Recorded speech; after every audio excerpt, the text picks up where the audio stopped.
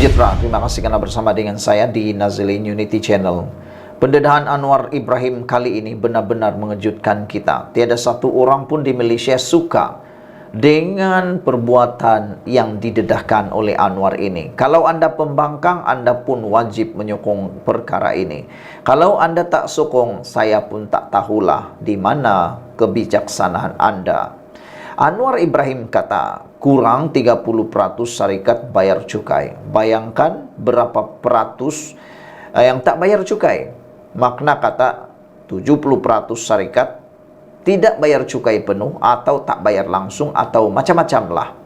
Jadi kita harus sokonglah tindakan Anwar Ibrahim mau memungut cukai penuh daripada semua syarikat yang ada di Malaysia perlu disokong penuh. Kalau anda tak sokong, tak tahulah, saya pun tak tahulah. Karena bayar cukai itu tindakan wajib. Itu berdosa kalau tak bayar cukai. Saudara-saudara sekalian, telah ditetapkan semua yang layak bercukai perlu membayar cukai. Kata Anwar, bilangan syarikat yang membayar cukai masih rendah. Itu penegasan Anwar Ibrahim dalam sambutan Hari Hasil 2024 di Cyberjaya. Katanya daripada 1,5 juta syarikat berdaftar di Malaysia, hanya sekitar 435,000 syarikat sahaja yang membayar cukai. Bukankah itu tindakan kurang ajar? Tidak membayar cukai itu satu tindakan kurang ajar, tindakan yang tidak mengikut undang-undang Malaysia. Mereka patut bayar cukai karena semua orang bayar cukai. Mana adil orang bayar, anda tak bayar? Ini perlu kita puji tindakan Anwar Ibrahim ini. Ini bermakna kurang daripada 29% sahaja syarikat berdaftar yang membayar cukai, kata Anwar. Anwar berkata hal itu ekoran asas cukai negara yang rendah, yaitu sekitar 11,2% daripada KDNK berbanding negara lain seperti Singapura 12,6% dan Thailand 16,4%. Dengan asas yang rendah, bilangan syarikat yang membayar cukai pun relatifnya rendah. LHDN perlu memastikan kutipan hasil yang lumayan dan hasil itu kalau diikat dengan konsep negara madani, tata kelola yang baik, pengurusan yang cekap, mengelak ketirisan, pembaziran dan rasuah. Pulangan itu diberikan semula kepada negara dan rakyat, katanya. Terdahulu Anwar merasmikan sambutan tahunan Hari Hasil 2024 LHDN di Menara Hasil Cyberjaya.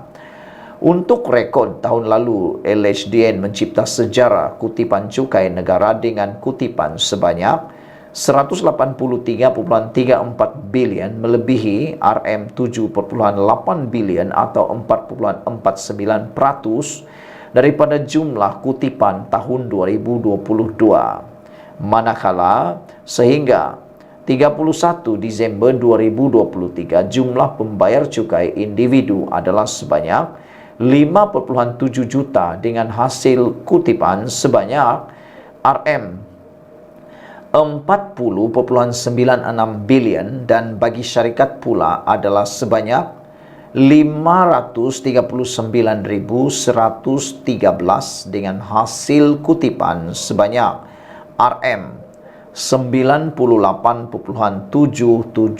bilion. Tahniah kita ucapkan kepada Anwar Ibrahim kerana bertugas dalam kutipan cukai. Dan harus diingat, kutipan cukai ini adalah untuk negara. Ianya akan dikembalikan semula kepada negara dan rakyat. Kita patut memuji Anwar Ibrahim menyokong tindakan ini.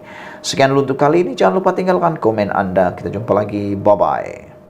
Salam sejahtera. Terima kasih karena bersama dengan saya di Nazilin Unity Channel. Ramai orang yang menganggap dengan perlakuan yang baru sahaja tular di media sosial berkait dengan tindakan bos jebat yang telah menghina Abang Jo, yaitu Premier Sarawak. Mereka kata kalau macam begini sampai kiamat pun Perikatan Nasional tidak akan jadi kerajaan lagi.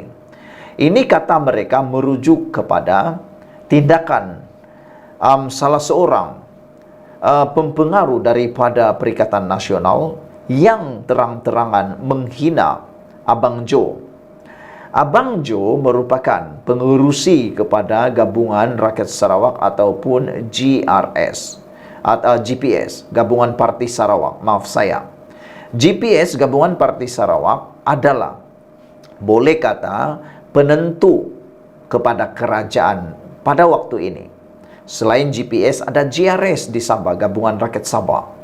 Dengan kedua blok ini, maka barulah dapat membentuk kerajaan. Mereka sekarang ini, blok Sabah Sarawak ini, sudah boleh dianggap kingmaker.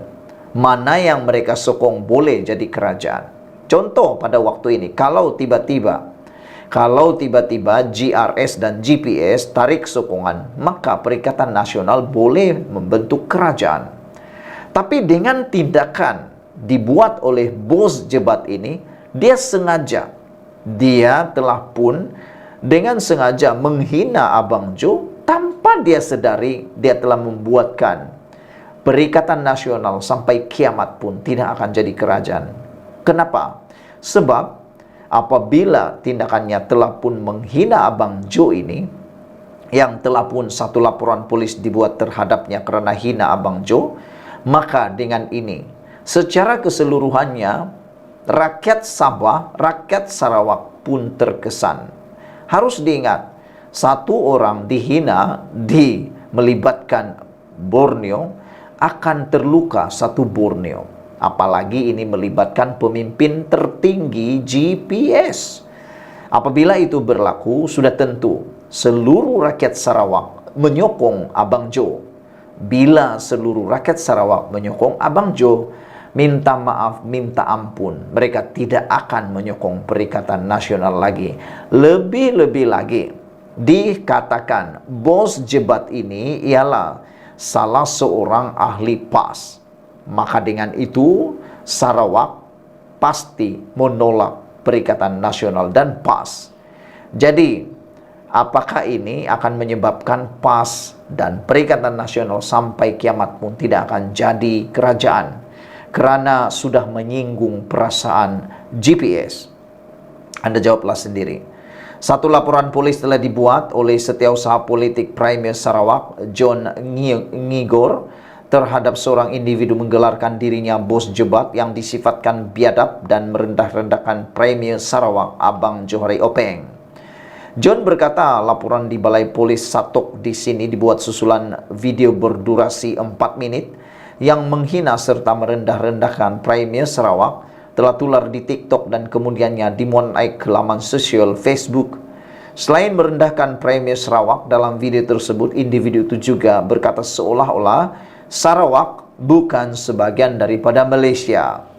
Kenyataan sedemikian akan menimbulkan perasaan tidak senang hati terhadap orang Semenanjung. Kamu mahu perkara ini dihentikan, katanya. Kami mahu perkara ini dihentikan, katanya kepada pemberita selepas membuat laporan itu hari ini.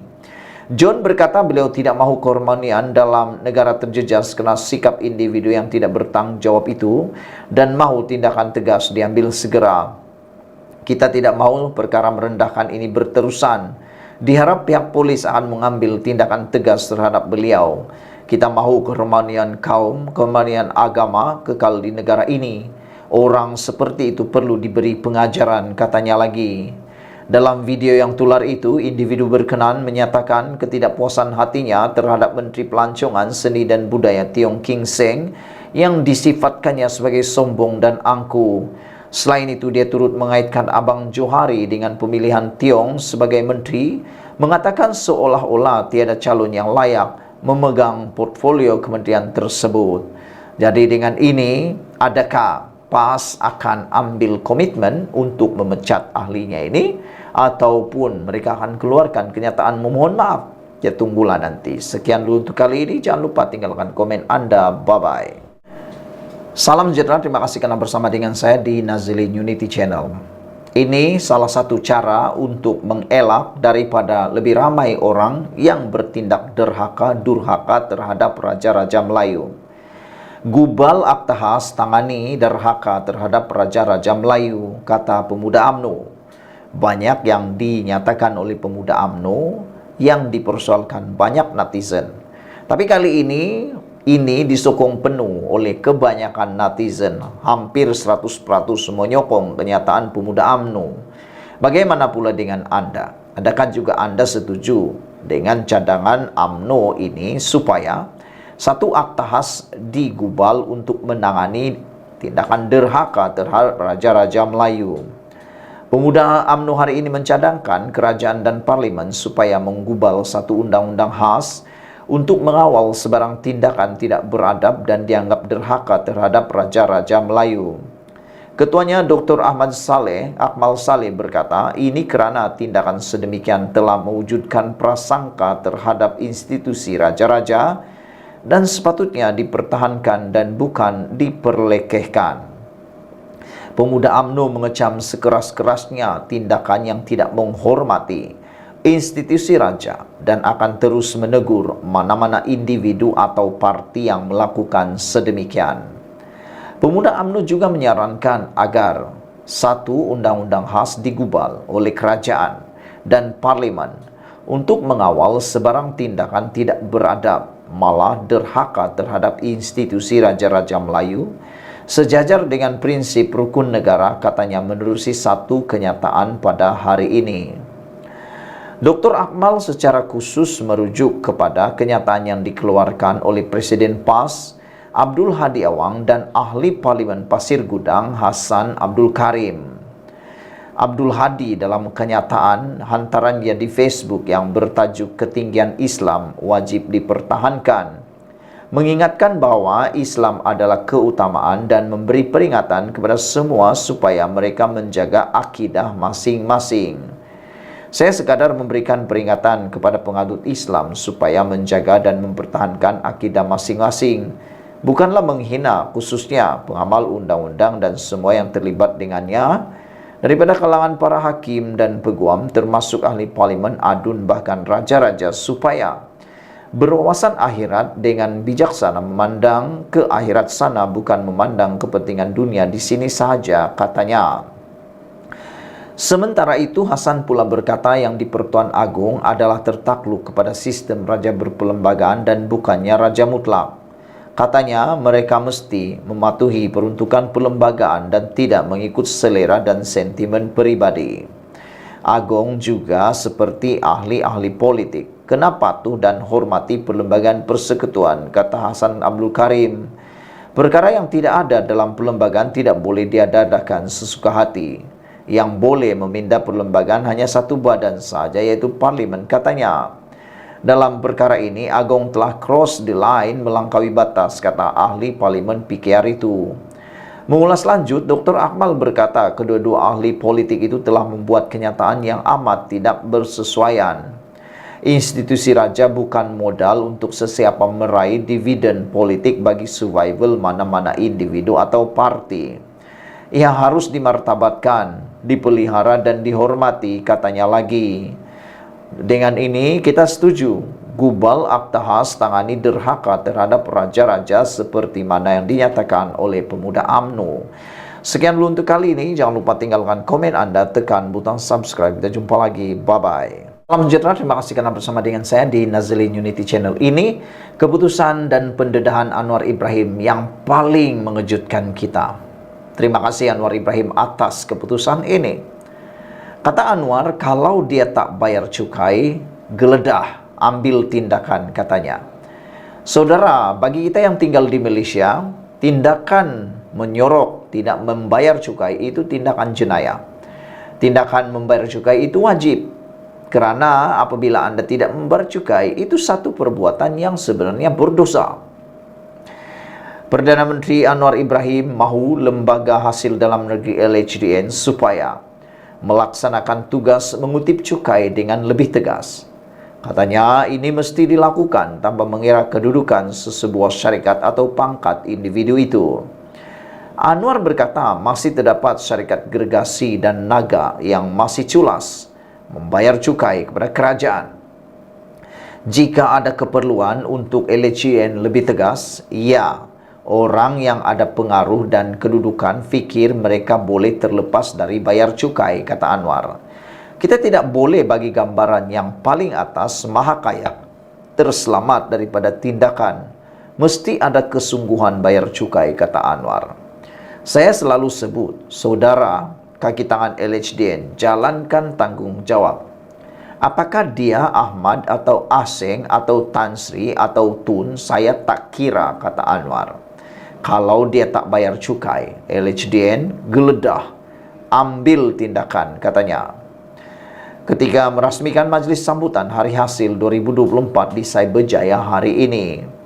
Walaupun tidak menyebut sebarang nama, Anwar dipercaya merujuk kepada bekas Menteri Keuangan Daim Zainuddin dan istrinya Naimah Abdul Khalid yang baru-baru ini didakwa kerana gagal mengisytiharkan harta mereka kepada SPRM. Suruhanjaya anti rasuah itu juga sebelum ini mengarahkan anak bekas Perdana Menteri Dr. Mahathir Mohamad, Mirzan dan Mokhzani untuk mengisytiharkan harta mereka. Mengimbas sejarah naik taraf LHDN daripada sebuah jabatan kepada agensi pada 1 Mac 1996, Anwar yang ketika itu adalah Menteri Keuangan berkata, dia menerima laporan terdapat puluhan syarikat gergasi terkenal negara yang sukar dan liat membayar cukai.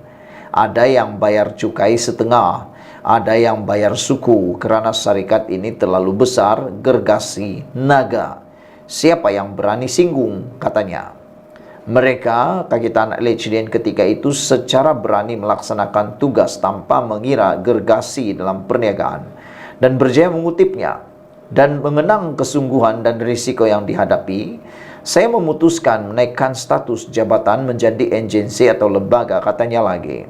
Anwar pada ucapannya turut memaklumkan bahawa kerajaan pada masa sama memberi tumpuan kepada usaha mengurangkan defisit melalui langkah mengurangkan hutang dan amalan tata kelola yang baik. Katanya, pemimpin negara tidak boleh mewariskan hutang kepada generasi akan datang yang akan menjadi beban kepada mereka seperti yang diwarisi kerajaan hari ini. Kata Anwar, kutiplah hasil banyak manapun.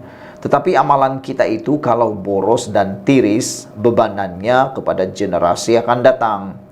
Itu bukan pemimpin yang baik, kata beliau lagi. Saudara-saudara sekalian, keberanian Anwar mula makin tersela. Kata Anwar, Tan Sri atau Tun tak kira, mereka perlu bayar cukai. Kita harus menyokong usaha Anwar Ibrahim ini. Kita jumpa lagi. Bye-bye. Salam sejahtera. Ini satu berita yang mengejutkan semua. Apabila satu laporan menulis, Kelantan antara tertinggi kes jenayah seksual kanak-kanak walaupun ada undang-undang syariah. Itu kata Menteri KDN. Menteri Dalam Negeri Saifuddin Nasution Ismail berkata, Kelantan merupakan antara negeri yang merekodkan kes jenayah seksual kanak-kanak yang tinggi walaupun negeri itu mempunyai kanun jenayah syariah. Dia berkata demikian ketika mengulas kenyataan ahli Parlimen Sikh Ahmad Tarmizi Sulaiman yang mencadangkan negara perlu mengamalkan undang-undang syariah untuk mencegah kes jenayah seksual kanak-kanak. Ahmad Tarmizi, dia kata peningkatan salah laku ke atas jenayah seksual kanak-kanak ini berpunca daripada kegagalan undang-undang yang ada sekarang sebab tak dilaksanakan enakmen syariah. Kanun jenayah syariah ini dibuat di Kelantan. Tapi Kelantan antara negeri kes yang paling tinggi, katanya pada pemberita di Putrajaya hari ini. Katanya berdasarkan statistik polis, kes jenayah seksual kanak-kanak semakin meningkat di negeri Kelantan, Terengganu dan Kedah. Sementara menurun pula di Pulau Pinang jika dibandingkan bagi tahun 2022 dan 2023. Semalam, Ahmad Tarmizi memetik laporan statistik Ketua Polis Jabatan Siasatan Jenayah Muhammad Suhaili Muhammad Zain memberitahu Dewan Rakyat bahawa jenayah seksual kanak-kanak meningkat sebanyak 11.8 atau 202 kes dari tahun lepas sehingga awal tahun ini. Katanya, undang-undang sivil di Malaysia tidak dapat mengendalikan kes demikian, menjadi punca peningkatan jenayah seksual bawah umur. Dia mencadangkan undang-undang syariah perlu digubal di setiap negeri untuk mengelakkan perkara ini berlaku dan juga berkata, Akta Mahkamah Syariah Bidang Kuasa Jenayah 1965 juga dikenali sebagai RUU 355 perlu dipindah bagi memastikan jenayah seperti itu dapat dicegah. Bagaimanapun Saifuddin menolak pandangan tersebut sebagai tidak berasas. Dia memetik taklimat yang diberikan kepada saya oleh pengarah Jabatan Siasatan Jenayah. Jadi dia ambil sebagian daripada itu dan berkata bahwa kes kesalahan seksual kanak-kanak kerana tidak dilaksanakan enakmen syariah macam di Kelantan. Tapi saya sebut dari segi angka sebab angka tak menipu. Di Kelantan 98% adalah Muslim. Jadi saya hendak nasihat kepada ahli Parlimen Sikh, tak payah nak ambil satu atau dua segmen secara terpisah. Marilah kita ambil tanggungjawab ini secara bersama kerana ini adalah masalah dalam masyarakat kita, katanya. Pesakit ini tidak terhenti dengan menyebut bahawa tidak melaksanakan kanun jenayah syariah inilah kesannya, katanya. Penyakit ini tidak akan terhenti dengan menyebut bahawa tidak melaksanakan kanun jenayah syariah inilah kesannya. Saifuddin juga berkata statistik itu menunjukkan bahawa golongan B40 paling ramai terlibat dalam jenayah seksual kanak-kanak. Bagi setiap 100 pelaku, 70% adalah kelompok B40. Maksudnya apa? Ia dilakukan oleh golongan status ekonomi rendah.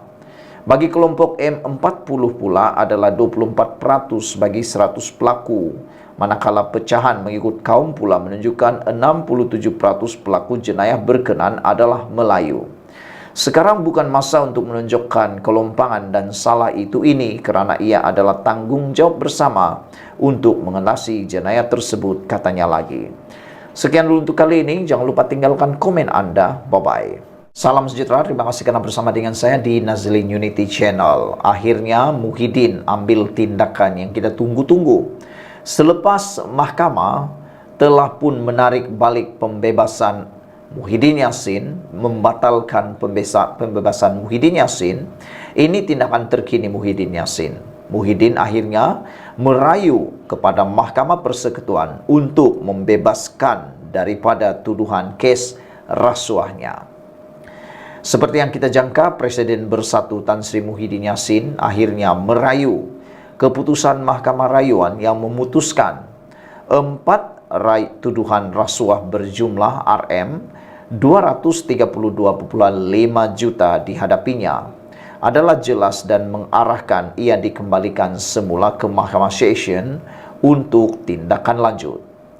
Mahkamah Tinggi pada Ogos tahun lalu membebaskan bekas Perdana Menteri itu selepas membenarkan permohonannya untuk membatalkan tuduhan terbabit.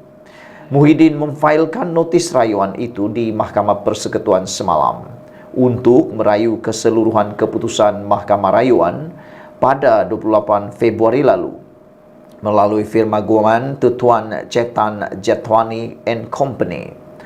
Dalam keputusan Mahkamah Rayuan, panel 3 hakim dipengerusikan Datuk Hadraria Said Ismail membuat keputusan secara sebulat suara membenarkan rayuan pendakwaan terhadap keputusan Mahkamah Tinggi yang melepas dan membebaskan Muhyiddin.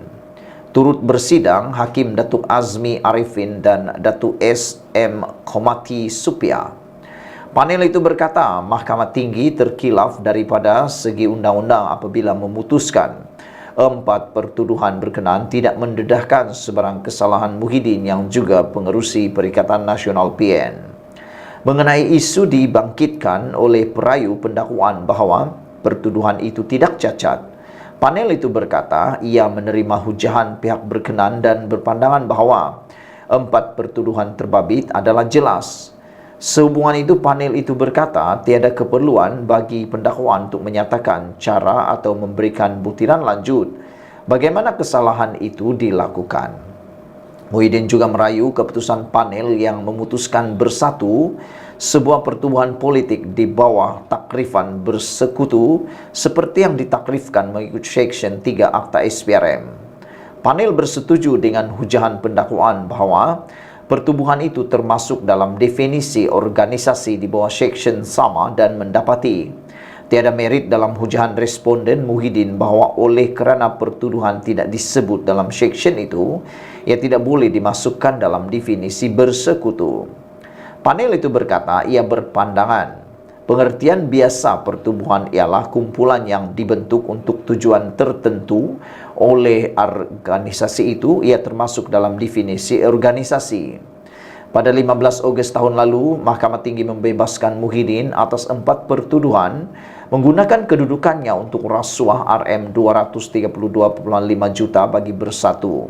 Hakim Datuk Muhammad Jamil Husin membuat keputusan berkenan selepas membenarkan permohonan Muhyiddin untuk membatalkan tuduhan terbabit. Ia susulan 4 pertuduhan itu didakwa tidak mendedahkan kesalahan mengikut Seksyen 23 dalam kurungan 1 Akta SPRM. Muhyiddin memfailkan notis usul untuk membatalkan tuduhan berkenan pada 18 April tahun lalu dengan memohon supaya dilepas dan dibebaskan daripada keempat-empat pertuduhan itu terhadapnya pada 10 Mac 2023. Sekian dulu untuk kali ini. Jangan lupa tinggalkan komen Anda, tekan butang subscribe. Bye-bye.